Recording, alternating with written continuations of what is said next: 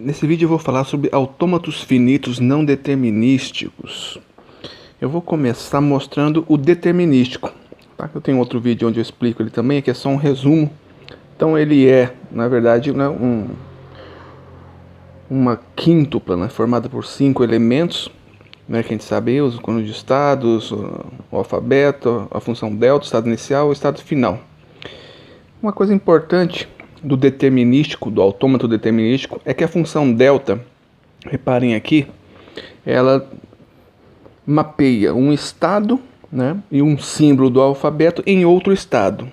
Por isso que apareceu o produto cartesiano de Q e sigma, né, como domínio, e como contradomínio o conjunto de estados Q apenas. Isso nos diz o seguinte, que para cada estado e cada símbolo que você tenha para processar naquele momento da execução do autômato, vai ter só um outro estado possível para você transitar. Então a função de transição é determinística nesse sentido. Dado um símbolo e dado um estado, você sabe exatamente para qual estado você deve ir. A linguagem desse autômato, né, se você der uma olhada aqui, principalmente nesse pedaço aqui, você vai perceber o seguinte. O estado final é o Q1, é o único estado final, Q0 não é final. E só vai continuar, quando chega no Q1, chega através do B. É quando lê um B, tá vendo? Enquanto está lendo A, continua no Q0. Quando lê um B, vai para Q1. E só continua em Q1 enquanto continuar tendo B. Assim que lê um A, ele sai do Q1. Isso significa que a cadeia precisa terminar com a letra B. E por isso a linguagem L, né, é o fecho transitivo reflexivo desse conjunto A, B, né, concatenado com B, quer dizer, tem que terminar com o B. Tem uma outra maneira de representar essa linguagem, que é trocando A, B, ó, por A mais B, tá? Em alguns lugares a gente usa o mais, que em lógica, por exemplo, é usado no sinal, no lugar de ou, né, do operador ou. Então seria o A ou B elevado a asterisco. Para quem não lembra o que é o fecho transitivo, eu tenho um vídeo, né, o meu primeiro vídeo de LFA, tá? Então essa é a linguagem, qualquer cadeia que termina em B. Vamos agora no exemplo de autômato não determinístico. Tá, o nome completo, lembrando, é autômatos de estados finitos não determinísticos. Mas a gente pode resumir aqui por autômato não determinístico, a gente vai estar falando da mesma coisa. Reparem aqui, ó, uma diferença já bem evidente, é que o estado Q0 tem duas setas saindo com a letra B. Quer dizer o seguinte, se você estiver no estado Q0, você tem duas opções de saída. Ao contrário do determinístico, agora você passa a ter opções. Daí o nome não determinístico. Você pode tanto ir para o Q0 quanto ir para o Q1, quando você estiver no Q0 e aparecer um B na sua frente. Aqui um outro exemplo de não determinismo. No Q1, você não tem para onde ir. Então você, se estiver no Q1 e não terminou de ler a cadeia, quer dizer, ainda falta coisa para você ler da cadeia, da palavra, você vai travar aqui porque não vai ter saída. Tá? Você não tem saída, então você não consegue terminar de ler a cadeia, porque não tem saída nem para A nem para B. Qualquer coisa que fica parado. Poderia ter uma saída para A e não ter para B. Então daí vem esse não determinismo do autômato não determinístico. Vamos olhar aqui para a função delta dele, que é onde a diferença acontece. Reparem aqui que no contradomínio da função já não é mais Q que você tem, é 2 elevado a Q. 2 elevado a Q é o símbolo utilizado para conjunto das partes ou conjunto potência. Tá? Isso vem da teoria dos conjuntos. Tá? E o que significa o conjunto potência de Q? Ele é o conjunto formado por todos os subconjuntos possíveis de serem formados a partir de Q. Então está vendo aqui, ó, 2 elevado a Q, o conjunto potência de Q. Tem o conjunto vazio, tem o conjunto formado só por um elemento, Q0 e o Q1. E tem um conjunto formado pelos dois elementos juntos. Ok? Então esse é o conjunto potência. Reparem então agora que eu consigo, usando a teoria dos conjuntos, especificar a função delta desse autômato não determinístico. Ó, o primeiro elemento é o que pega Q0, lendo A. Desculpa. Não é corona não. Do Q0 lendo A, vai para Q0. Tá vendo? Ali a primeira transição. Aqui tem a outra transição. Ó, o Q0 lendo B, o que acontece? ele vai para Q0, Q1, tá vendo? É o conjunto formado pelos dois estados.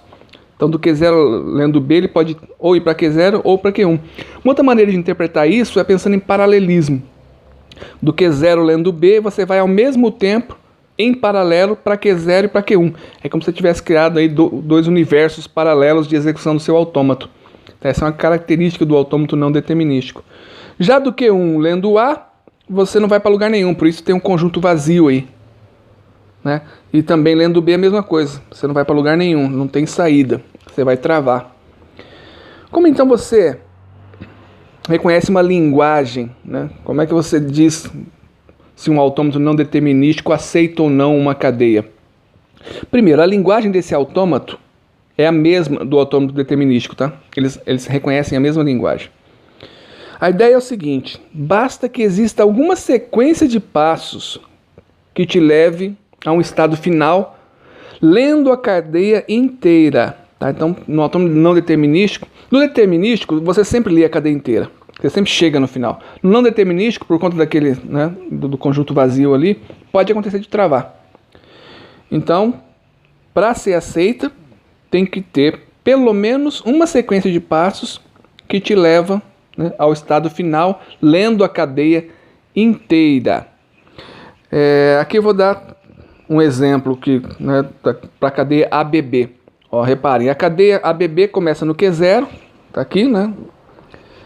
Vai ler esse A, estando no Q0 lendo A, continua no Q0. Então a gente está nessa situação aqui, ó, leu o A, quer dizer, consumiu o A, lembrando, né, que é sempre da esquerda para a direita. E agora, no Q0 você tem um B para ler, é o próximo símbolo. Você tem duas opções. Vamos seguir aqui a opção de ir para o Q1. Ó, vamos para o Q1. O que acontece agora? Você está no Q1, mas ainda está faltando um B para ler, eram dois Bs. O que vai acontecer? Vai travar. Então, essa sequência de passos não consegue te levar para um estado onde você consegue ler a cadeia inteira. Quer dizer que a cadeia não é aceita pelo autômato? Não. Para ser aceita, basta que exista uma sequência. E ela existe, que é essa aqui que eu estou mostrando. Olha aqui, ó. Você começa do mesmo jeito, lendo a cadeia ABB. O primeiro passo é igual, porque para o A só tem uma saída.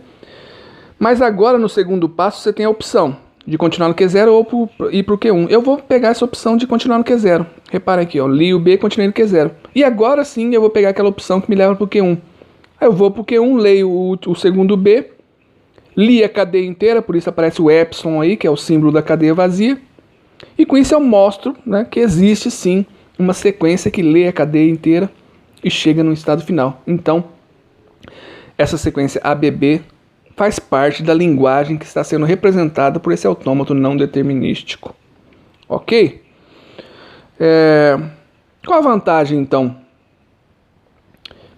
de a gente ter esse autômato não determinístico? Se ele é mais complexo na hora de executar.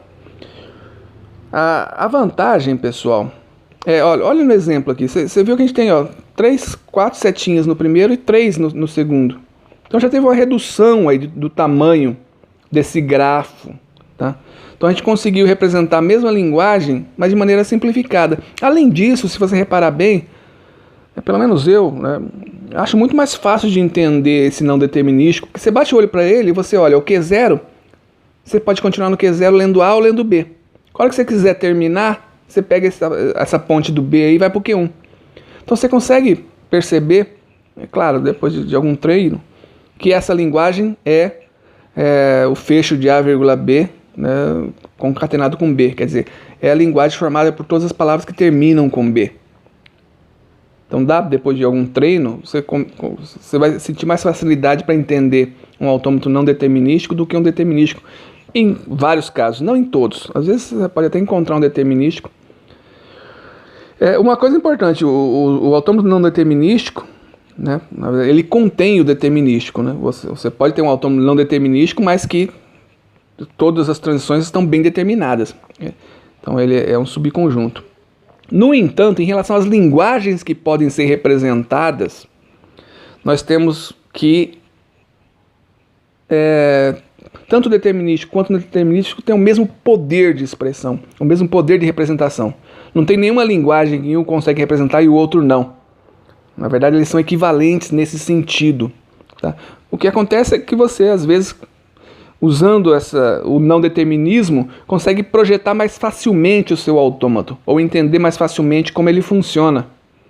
E tem uma vantagem a mais, que é a existência de um algoritmo, que se você projetar um autômato não determinístico para alguma linguagem, existe um algoritmo que consegue gerar automaticamente o autômato determinístico equivalente e mínimo ainda. Mínimo no sentido do menor número de estados possível.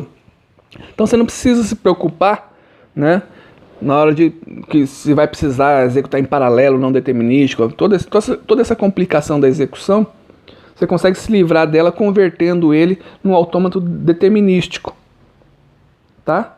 Isso é bem interessante, é uma propriedade muito bacana dos autômatos não determinísticos. Eles podem ser convertidos automaticamente e com algoritmos com uma boa complexidade, com complexidade baixa no sentido de complexidade computacional. Existe um outro tipo de autômato não determinístico, uma variante, que permite, além disso que eu já mostrei, essas transições aqui, ó, com epsilon, que a gente chama de transições em vazio, ou transições com cadeia vazia. Ó, reparem aqui na função delta, que além do sigma a gente tem o epsilon nesse produto cartesiano aí que forma o domínio. Como é que funciona essa transição em vazio?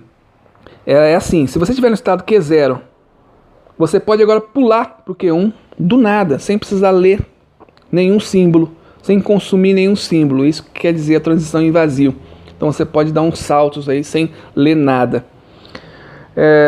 A vantagem nesse exemplo não é muito grande, mas eu vou mostrar um outro aqui, ó. Esse é um outro exemplo de um outro autômato que reconhece outra linguagem.